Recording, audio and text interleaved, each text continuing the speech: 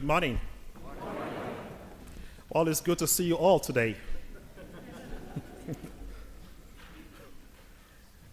As part of the rite of ordination, I and my classmates who were ordained, we were all given the book of the gospel, and this is part of the rite of ordination. So the bishop or the archbishop gives the candidate to be ordained the book of the gospel, and the bishop looks at you and then pronounces these very challenging words. Receive the gospel of Christ, whose herald you are now. Believe what you read. Teach what you believe, and practice what you teach. These are the words of the bishop, the instruction the bishop gives to the candidate to be ordained.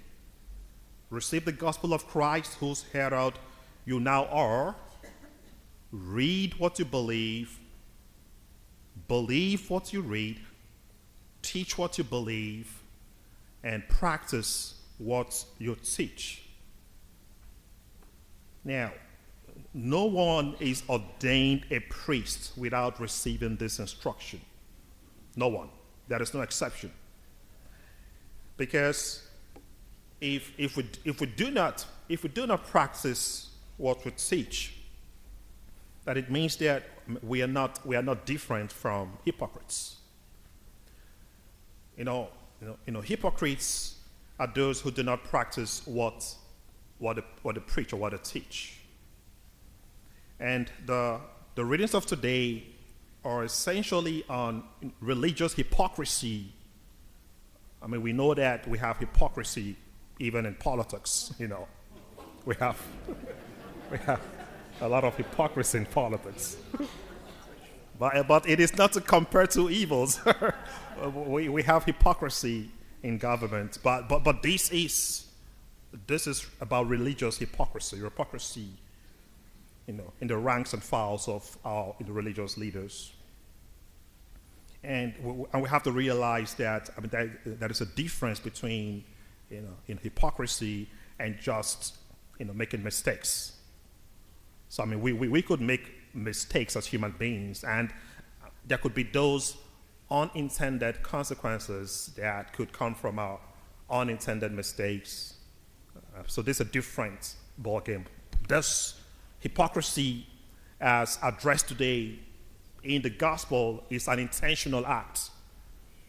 It is when one deliberately chooses to deceive people, when one deliberately chooses to live a big fat lie, and there is no correspondence between what you say and what you do. So that is a hypocrisy that the gospel addresses today. If we do not practice what we preach, then it questions if we even truly teach what to believe. And if we do not truly teach what to believe, then it raises a question if we truly believe what we read. So you come to realize that the greatest preachers or teachers are not those who actually have a good command of the English language. The greatest preachers are not orators. The greatest preachers are not those who can quote from Genesis to Revelation, because the devil can also quote the Bible. One can quote the whole Bible, yet your life is morally bankrupt. The greatest preachers, the most effective teachers or preachers, are those who are able to witness to the gospel they preach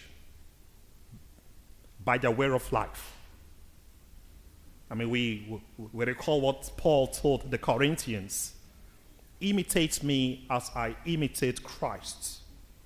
That is a life of effective witness, and you're bearing witness to the gospel you preach. So when Jesus says in this gospel, call no one on earth your father, because we only have one Father in heaven. Call no one on earth rabbi. Call no one on earth teacher or master. I mean, he is not saying that we shouldn't call our fathers fathers, or we shouldn't call our mothers mothers, or we shouldn't call our teachers teachers. That is not the point. That is not the point. But in this gospel, Jesus is condemning the hypocritical leadership style of the scribes and the Pharisees, who would love to occupy seats of honor, and they would love to party themselves with very superior titles, even though their lifestyle grossly contradicted the titles they had.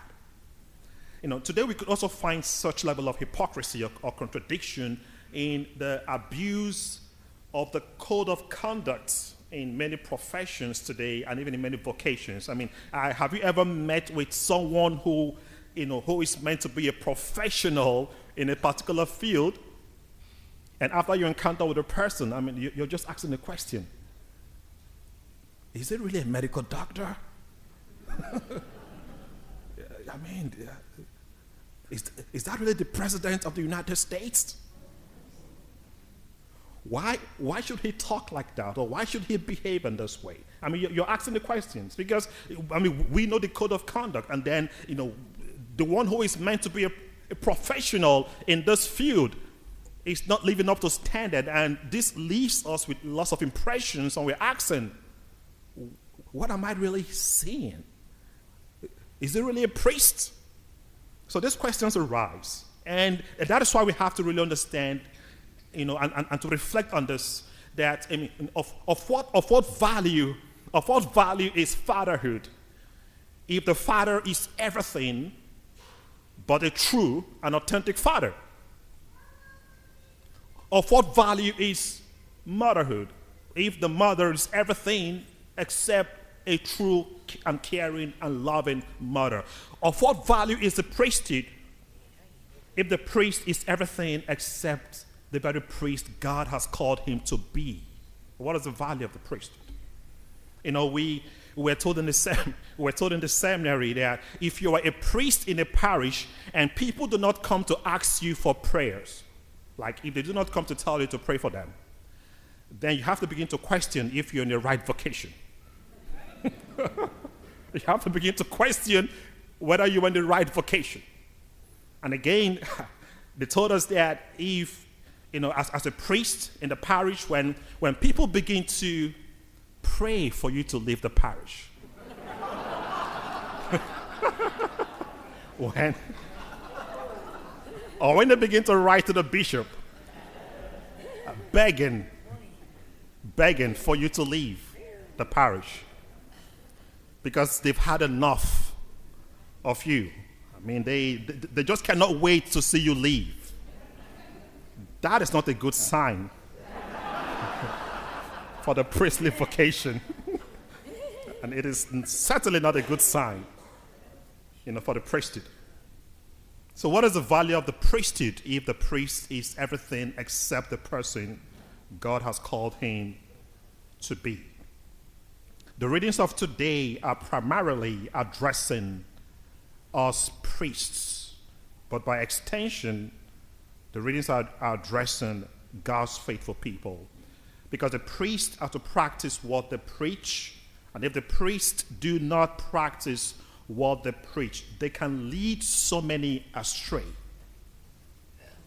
They can lead so many astray. I mean, there are so many persons who may be dependent on the words of the priest. So many persons who may be dependent on the exemplary attitude of the priest. So the priest that does not practice what he preaches might actually lead the people astray. And when that happens, you come to realize that, because if my conduct is wrong, if my attitude is evil, then I lack the moral authority to condemn evil. I will lack the moral authority to condemn sin. And this is the message from Malachi today in the first reading. Malachi came so hard on us. Like he just came so hard on the priest. That if the priests do not give glory to the name of God, that God will make the priest contemptible. God will make the priest contemptible and base before the people. And I guess this is already happening in the church. It is already happening today. I know there are so many persons who, yes, you love the church, you love the priest, you're praying for us, and we really appreciate your prayers. But we have to reflect on the general picture. What could be today the general perception about the church? Your guess is as good as mine. What exactly today could be the general perception about the priesthood? Your guess is as good as mine. How many Catholics today still have trust in the authorities of the church? Your guess is as good as mine. Now, based on those questions, I have this reflection. I would always see those bumper sticker at the back of, almost every company vehicle, and it's always the question: how is my driving? How is my driving? And then, and then you have a number attached to this question. Please call this number. I don't know how many of you have ever called that number. I wouldn't know how many of us have ever tried to call the number, but you have a number attached to this question. How is my driving? And then you have the question, and then you have the number. Please call this number. Now I would want to really paraphrase that question. And I want to ask, and I want to throw this open to everybody. How is my priesthood? How is my priesthood?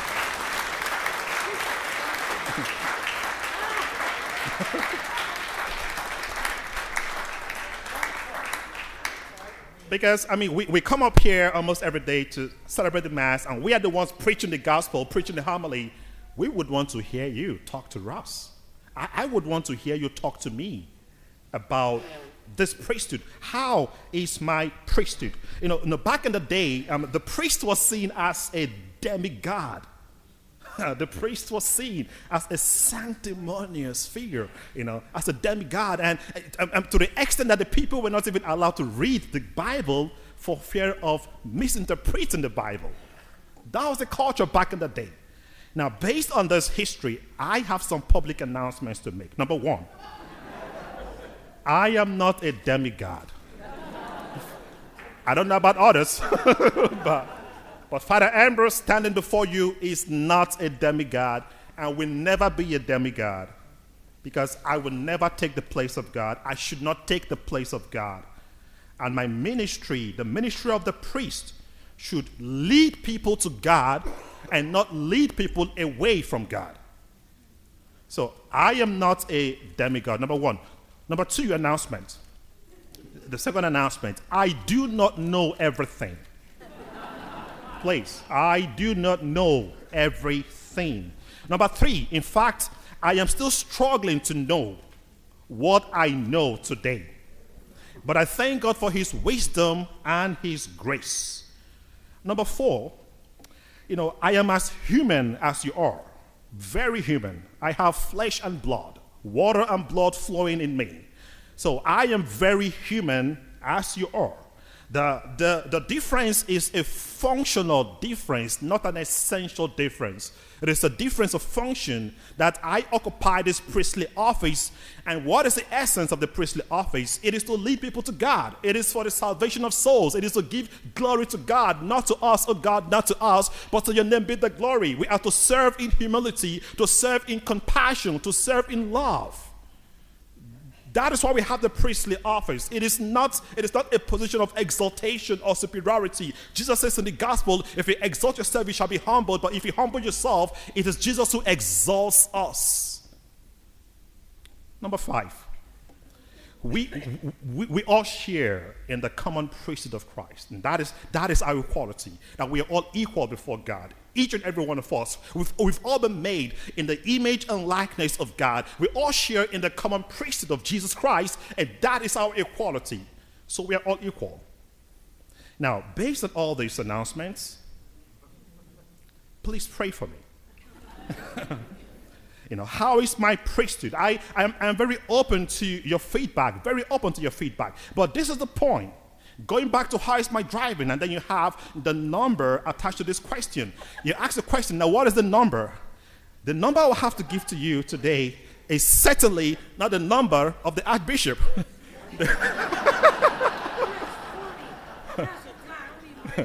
The number I'll give to you is prayer. That is a number. And the person to call is God.